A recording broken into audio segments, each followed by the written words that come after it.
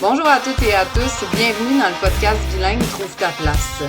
Désirant montrer qu'il est possible de faire des choix impopulaires, même hors normes et être heureux, souhaitant prouver que le bonheur passe par le fait de se choisir plutôt que de céder aux pressions populaires, je reçois des gens qui ont fait le meilleur d'une situation qui les plaçait dans la case différente. Je m'appelle Stéphanie Bergaud et suis l'animatrice de ce podcast. J'œuvre comme catalyseur de potentiel depuis plus d'une dizaine d'années et ma mission est de permettre aux gens de se donner le droit d'être tout ce qu'ils sont et ainsi croire que leurs rêves sont réalisables. Bienvenue dans ces entrevues.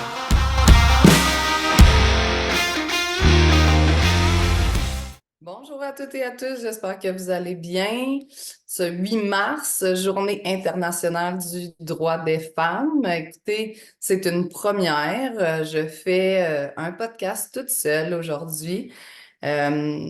J'avais pas d'invité de près pour vous le présenter alors que je sors mes podcasts presque tous les vendredis. Deux, c'est le 45e épisode et en 45 épisodes, je n'ai pas encore fait d'épisode solo, donc je me suis dit que c'était un bon moment. Puis cette journée bien particulière m'inspirait à venir vous parler, donc c'est ce que je fais. Fait que pour ceux et celles qui ne me connaissent pas ou peu, ou qui n'ont pas écouté tous les épisodes, parce que dans chacun d'entre eux, je finis par me dévoiler un petit peu, fait que vous apprenez à me connaître un petit peu à la fois. Donc, je m'appelle Stéphanie Bergaud, je suis l'hôte du podcast Trouve ta place, Find Your Place, qui est un podcast bilingue. Donc, je reçois les invités qui me plaisent, que ce soit en français ou en anglais. Puis, l'objectif initial de ce projet-là, je l'ai déjà dit, mais je le répète, c'était de présenter des portraits de gens qui se sont choisis, donc qui ont fait des choix qui parfois sont considérés comme différents ou impopulaires, puis c'est ce qui leur a permis d'être heureux, heureuses.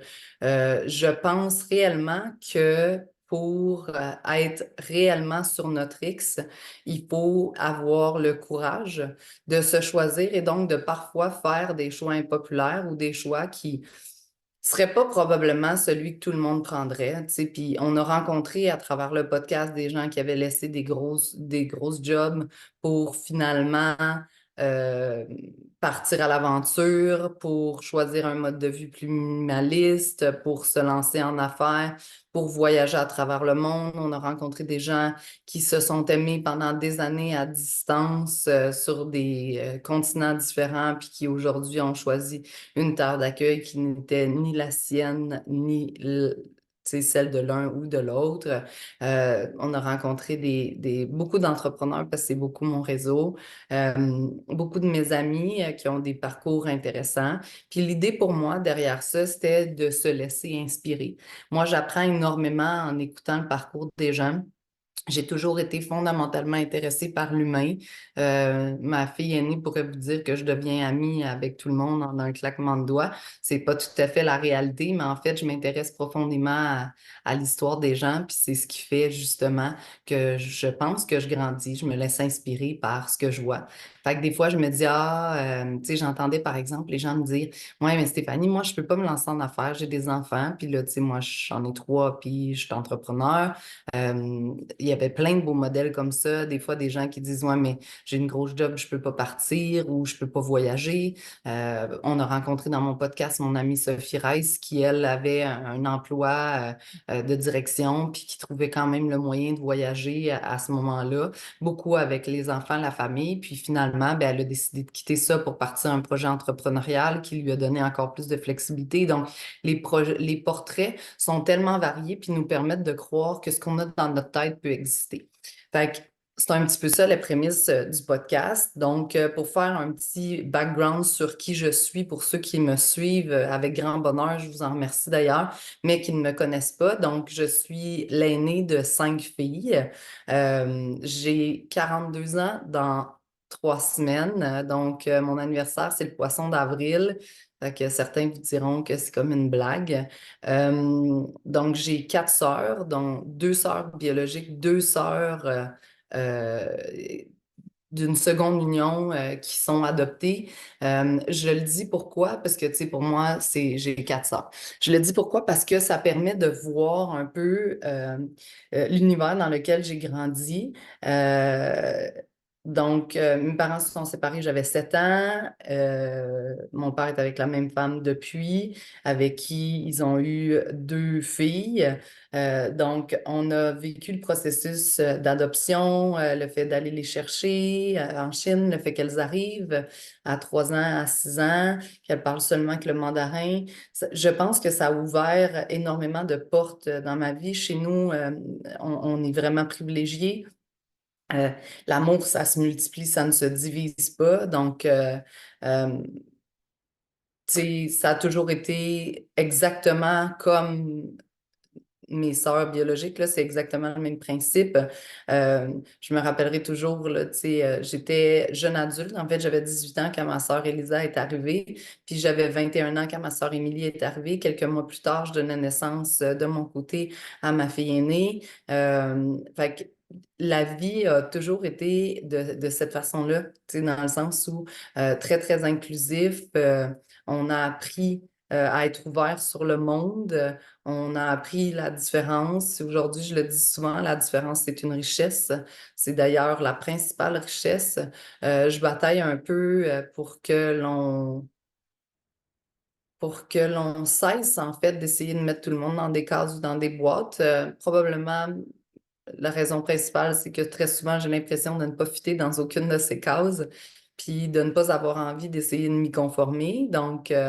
Je pense que ce qui est important, les étiquettes, comme on dit, là, les étiquettes permettent de classifier les gens, mais ça permet aussi de créer des ponts. Fait que si on comprend qu'il y a une différence entre vous et moi, par exemple, que ce soit une différence culturelle, que ce soit une différence de genre, que ce soit une différence professionnelle, que ce soit une différence neurologique, que ce soit, tu sais, peu importe la différence, en fait, l'idée, c'est d'apprendre à bâtir des ponts. Donc, on part de chacun sa perception. Moi, j'appelle ça des cartes du monde. Fait qu'on a chacun notre carte du monde. Je vous dis, je suis l'aînée de 5 filles. Même mes sœurs ont des cartes du monde différentes. Elles sont teintées de ce qu'on a vécu en grandissant naturellement, mais de nos histoires personnelles et professionnelles. Elles sont teintées de des gens qu'on a rencontrés, des expériences que l'on a fait, de ce qui nous a forgé, de ce que l'on a appris, de notre manière de voir les choses. Je vous dirais, à travers le temps, la vie, les années, j'ai développé une très grande résilience par rapport au changement. Puis c'est une de mes forces. Je vois la magie dans toute chose ou dans toute personne. Fait que les gens que je rencontre, je vois toujours le beau. C'est ce qui me permet, je pense, aujourd'hui, de faire ce que je fais professionnellement. C'est d'être coach puis d'accompagner les gens parce que je vois toujours la magie chez tous et toutes. Je suis toujours intéressée aussi à en apprendre plus, à découvrir. Tu sais, je suis quelqu'un d'excessivement curieux. Ce qui me fascine, c'est la nouveauté, les nouveaux environnements, les nouveaux concepts. Fait que, tu sais, tout ça, c'est très, très riche pour moi. Donc, c'est ça. Fait que je vous disais tout à l'heure, 21 ans, j'apprends que j'attends un bébé. 22 ans, je donne naissance à Lorelai, qui devient à ce moment-là ce que j'ai, et à ce jour, ce que j'ai de plus précieux. Mais à ce moment-là, en fait, je termine mes études en même temps que d'élever ma fille. 10 ans plus tard, je me reprends. J'ai un garçon qui s'appelle Joshua, qui va avoir 10 ans cette année. Puis, quelques mois plus tard, donc 19 mois plus tard, je me reprends, j'ai Laetitia, qui aujourd'hui va avoir 8 ans dans quelques semaines, là. Donc, ça ressemble un peu à ça, ma dynamique personnelle. Professionnellement, je fais des tonnes de choses. J'ai toujours été ce qu'on appelle un flexipreneur. J'avais une job, par exemple, en restauration, puis une business en événementiel. J'ai étudié à l'université, j'avais une business. J'ai étudié à l'université, j'ai travaillé chez Bell 1 an. Ça m'a appris un peu les réalités des grandes entreprises, ce qui a été comme très utile pour mon parcours professionnel. Puis ce qui m'a aussi fait réaliser que j'étais pas un fit parfait pour les grandes entreprises, puis pour tout ce qui pouvait revêtre un peu de rigidité. Depuis l'an 2000, fait que ça fait maintenant quelques années que j'ai une entreprise. Début entreprise en événementiel. Après, c'est devenu une entreprise en gestion de projet entrepreneurial principalement. Donc, je supporte des entrepreneurs dans le développement d'un nouveau projet, d'un nouveau produit, l'ouverture d'un nouveau département, la dotation de poste, l'analyse de faisabilité pour des projets, la fusion ou l'acquisition entre des entreprises. Fait que de la relève d'entreprise, que ce soit familiale ou non. Fait que finalement, depuis, on va dire, les 10-12 dernières années, je consacre principalement tout mon temps à des projets entrepreneuriaux. Il y a 8 ans bientôt, il y a 7 ans, ouais, il y a 7 ans, en fait, j'ai fait un diplôme en neurosciences appliquées au coaching pour pouvoir accompagner mes clients parce que une fois que le projet était mis en place, je me rendais compte que c'est l'humain, tu sais, c'est toujours l'humain derrière tout qui lead la situation. Donc, des insécurités, des peurs, des croyances, tout ça. Fait qu'à l'époque, je le faisais directement avec mes aptitudes personnelles. Puis finalement, je suis allée chercher des compétences. Faut que vous sachiez que j'arrête jamais d'apprendre ou d'étudier. J'ai fait quand même plusieurs diplômes à l'université. Puis après, j'ai transféré ce désir de formation, d'apprendre dans d'autres types de formations. Fait que j'ai fait justement celui en neurosciences. Là, ça fait 4 ans que j'étudie dans les programmes et parcours de Guillaume Dulude, qui est un neuroscientifique québécois que j'aime énormément. Sur la communication, le leadership. Donc, je fais précog avec lui, ben, précog expansion, donc la mouture après précog existence et expertise. C'est une trentaine, quarantaine de jours de formation par année. Euh, je trouve ça super intéressant. Fait que, tu sais, quand je vous dis apprendre des nouvelles choses, transmettre, ça m'a pris des années de mon côté à comprendre un peu comment je fonctionnais. Puis pendant longtemps, j'ai eu l'impression d'être une pizza, tu sais, puis de faire tout plein de choses un peu séparées. Puis il y a quelques années, entre autres, quand j'étudiais en neurosciences, je me suis rendu compte qu'il y a un fil conducteur. Puis ce fil conducteur-là, c'est la contribution. Donc, j'adore contribuer à l'essor des humains que j'accompagne, mais tu sais, que ce soit mes étudiants quand j'enseigne au cégep, contribuer à leur apprentissage, à leur développement, à découvrir une passion. Tu sais, j'ai enseigné en organisation, puis en coordination d'événements, puis en création d'entreprises culturelles et créatives.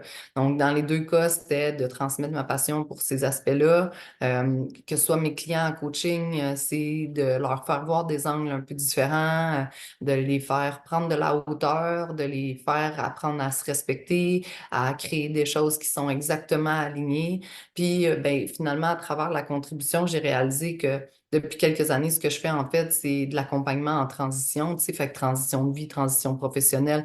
J'ai des clientes principalement que j'accompagne lorsque les enfants quittent le nid parce que ben, on se ramasse éventuellement avec beaucoup plus de temps que ce qu'on n'en a jamais eu, puis on ne sait pas toujours quoi en faire, on se rend compte qu'on s'est oublié parfois et tout ça. Donc, c'est un peu tout ce que je fais. J'avais envie aujourd'hui de venir vous parler, bon, là, je vous ai fait un pédigré de moi, mais j'avais envie de venir vous parler, entre autres, de la Journée internationale du droit des femmes, parce que hier soir, j'ai eu la chance d'aller dans un événement de Fuck Up Night, là, qui est comme un événement entrepreneurial où on présente justement des enjeux qu'on a traversés à travers nos entreprises.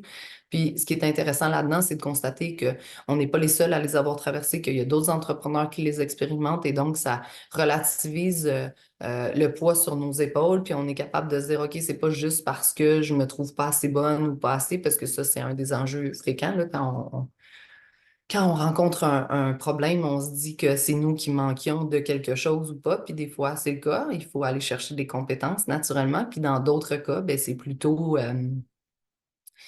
des situations, puis il faut faire avec, puis il faut avancer, puis il faut en tirer le meilleur, là, tu sais. Moi, je pense que tout arrive pour une bonne raison, puis il faut juste qu'on trouve la magie, puis le beau cadeau emballé des fois un peu mal, on va dire ça comme ça. Donc, Journée internationale du droit des femmes. Hier soir, je vais dans un Fuck Up Night au féminin, super intéressant. La Fondation Lise Wattier est là. Euh, la personne qui parle exprime le fait que 46% des femmes au Québec vivent avec moins de 30 000 par année. Et donc, la Fondation est là pour les supporter, leur permettre, par exemple, de retourner aux études, de lancer un projet d'entreprise ou de trouver un travail mieux rémunéré, ce qui est super intéressant.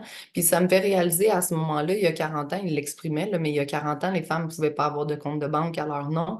40 ans, là, on ne parle pas de 200 ans, on parle seulement de 40 ans au Québec. J'ai une de mes amies qui m'accompagne, merci Sonia d'ailleurs pour l'invitation, qui me dit il y a 20 ans, quand je me suis lancée en affaires, j'avais encore de la difficulté à m'ouvrir un compte corporatif. Donc, c'est pour ça que les Journées internationales du droit des femmes, on a des fois l'impression quand on vit dans des pays où est-ce que c'est acquis que c'est plus si important. Je vous dirais qu'on a des gains extraordinaires, effectivement. Tu sais, je me sens vraiment très privilégiée de pouvoir choisir l'orientation que je veux. En ce moment, un grand changement dans ma vie professionnelle, ben, même personnelle. En fait, la dernière année a été une année de fermeture de chapitres extraordinaires et d'ouverture de nouveaux chapitres. En ce moment, gros chapitre professionnel, je reviendrai à 100% dans ma pratique. Donc, pour ceux et celles qui ne le savaient pas, ça fait quelques années que je suis ce qu'on appelle au Québec un flexipreneur, une flexipreneur, donc entrepreneuriat à temps partiel. Puis je dis à temps partiel, mais c'est rarement à temps partiel, c'est plutôt plusieurs rôles à temps plein, donc un poste de direction, une entreprise, trois enfants, fait que tout est à temps plein. Puis à un moment donné, ben c'est ça, ça demande un certain talent pour jongler avec toutes les priorités. Donc, dans les prochaines semaines, là, vous allez voir ça, je vais en parler un peu plus. Je vais revenir à 100% dans ma pratique entrepreneuriale. Euh, je remercie le ciel d'être capable de faire ce genre de choix, d'avoir le droit de choisir ce que moi j'ai envie, puis de le faire de la façon qui me plaît. Donc, tu sais, c'est pour ça que les femmes avant nous ont balisé un peu la route, puis ont permis justement que l'on fasse ces choix. Il y a encore malheureusement des inégalités qui tendent à s'amoindrir. Je pense aussi que le fait de prendre responsabilité des actions que l'on pose plutôt que de le percevoir comme étant la victime d'une société, victime de ci, de ça, je pense que ça nous donne énormément de pouvoir de revenir dans ce que l'on peut choisir. Je Naturellement, il y a des endroits dans le monde où est-ce que c'est pas aussi clair, hein, les droits des femmes, les capacités, tu sais, on le sait, là, tu sais, puis je m'avancerai pas là-dessus, là, mais les États-Unis ont reculé il y a quelques mois et une année sur le droit à l'avortement, alors que la France vient d'annoncer qu'il l'avait imbriqué dans la Constitution. Donc, c'est le premier pays au monde à le faire. Fait qu'il y a des avancées, alors qu'à certains endroits, il y a des reculs. Je pense que en ce 8 mars 2024, c'est primordial de se rappeler, tu sais, que on doit toujours continuer à améliorer, tu sais, améliorer notre sort, améliorer notre présence, améliorer. Mais au-delà de ça, moi, j'ai plutôt envie de vous parler de la portion qui nous concerne nous-mêmes, là. Je veux dire, euh, il y a quelques années, j'ai lu le livre de Sheryl Sandberg en avant, là, ou Lean In, qui est, elle, la seconde de Facebook. Puis elle expliquait qu'à travers sa carrière, elle avait vu à plusieurs égards des femmes qui venaient pas à la table, là, tu sais, dans le sens où tu sais, on décide nous-mêmes de se mettre en retrait, soit parce qu'on a, par exemple, le projet d'avoir des enfants, fait qu'on se dit, bah, on va pas briguer un nouveau poste parce que, alors que tant que t'es pas parti, t'es pas parti, fait que tu peux continuer à avancer. Des fois, tu sais, les 4 dernières années ont été principalement consacrées dans ma carrière à accompagner des femmes entrepreneurs dans une grande proportion dans ce que je faisais à l'école des entrepreneurs. Puis une des choses, tu sais, le fameux syndrome de l'imposteur, naturellement, certains hommes l'ont aussi, là, tu sais, c'est pas exclusif au féminin, mais on se rend compte que certains paramètres d'éducation, comme le fait qu'il faut être douce, faire bien les choses, tu sais, comme on apprend à dessiner puis à ne pas dépasser, on apprend à être à notre place, on apprend à être discrète, on apprend à... Bon, parfait. On n'a pas toute cette personnalité-là, naturellement. Euh, mais ça contribue, si on veut, à avoir certaines difficultés lorsque vient le temps de sortir. Il y a plein d'études dans les universités qui ont été faites sur, par exemple, ils présentaient une situation, un cas où est-ce que c'était le nom d'un homme, puis là, on disait qu'il était fonceur, qu'il était ambitieux, on changeait seulement le nom pour le mettre sur le nom d'une femme, puis là, finalement, on disait d'elle qu'elle était bossy, qu'elle voulait dépasser les autres, qu'elle n'était pas attentionnée. Fait qu'on sait qu'il y a encore une différence dans les perceptions, puis naturellement, tu sais, ça évolue, mais on est aussi pour quelque chose. Donc, moi ce que j'ai envie de vous passer comme message, là, s'il y en a un seul aujourd'hui, que ce soit pour les hommes ou pour les femmes, là, naturellement, c'est de dire, tu sais, foncez, là. Foncez, osez croire en ce que vous avez réellement envie de concrétiser, puis, tu sais, faites-le. Puis si vous sentez le syndrome de l'imposteur, j'ai juste envie de vous dire que le syndrome de l'imposteur, en fait, là, c'est le niveau où est-ce que vous êtes actuellement, puis ce que vous désirez accomplir ici, c'est parfait. Puis c'est normal que des fois, on fasse quelque chose de nouveau, on fasse quelque chose d'ambitieux, puis qu'on soit pas tout à fait encore au niveau où est-ce qu'on le souhaite, mais c'est vraiment juste comme la distance entre où est-ce que je suis actuellement et où est-ce que je souhaite aller. Fait que la seule chose à faire, c'est de foncer, puis de continuer, puis de pratiquer, puis de s'améliorer, puis éventuellement, on se réveille un matin, puis on est déjà là. Puis naturellement, bien, on a élevé nos standards, puis on veut encore atteindre des nouvelles choses. C'est comme ça que ça fonctionne, on évolue. Fait que j'ai comme envie de vous dire que c'est extraordinaire. Croyez en vos aptitudes, arrêtez de vous freiner. Tu sais, vous êtes votre plus grand frein, ce sera toujours et votre plus grand moteur. Et tout ce que vous croyez va se concrétiser dans le sens où si vous pensez que vous n'êtes pas capable, vous allez vous organiser pour que ça se produise puis que vous ne soyez pas capable, alors que si vous croyez que vous êtes capable, vous allez aussi le concrétiser. Fait que moi, j'ai envie de vous dire en cette journée internationale du droit des femmes, continuez d'avancer vers ce que vous croyez qui est bon pour vous puis ce que vous voulez, que ce soit d'être à la maison avec vos enfants parce que c'est ça vos convictions puis que c'est ce que vous avez envie pour les prochaines années, que ce soit de prendre un gros poste qui vous empêche d'être avec vos enfants tous les jours, sachez que dans un cas comme dans l'autre, ils vont grandir puis ils vont voir en vous des choses extraordinaires. Euh, Messieurs, continuez d'être des alliés extraordinaires pour ce que l'on fait, pour nous comme maman, comme femme, comme conjointe, comme amante. Tu sais, moi, dans ma vie, j'ai énormément d'amis ou de contacts masculins qui ont été là pour m'aider, me propulser, me rappeler que j'avais toutes les compétences, que j'étais capable. Tu sais, fait continuer d'être des alliés extraordinaires. Fait que je vous remercie. Je vous souhaite une super belle journée. Je vous souhaite un beau printemps, puis je vous reviens sous peu. Si vous avez des thématiques que vous aimeriez que je vous parle ou que je vous partage, ça va me faire plaisir. Je vais peut-être vous faire quelques vidéos en solo dans les prochaines semaines là, avec grand bonheur. Fait que je vous souhaite une très belle journée, puis on se voit bientôt. Merci. Merci d'avoir été à l'écoute. On se retrouve la semaine prochaine avec un autre invité tout aussi fascinant qui pourra t'inspirer à prendre action afin de trouver ta voie. Si tu aimes ce podcast, je t'invite également à laisser une note de 5 étoiles afin que le podcast se démarque davantage et que le message se fasse entendre. Le podcast est également disponible en format vidéo sur YouTube. Tu le trouveras sur la chaîne Catalyseur de potentiel sous Trouve ta place. Je t'invite également à connecter avec moi sur Facebook et Instagram, Stéphanie Berco ou Catalyseur de potentiel. Bonne journée.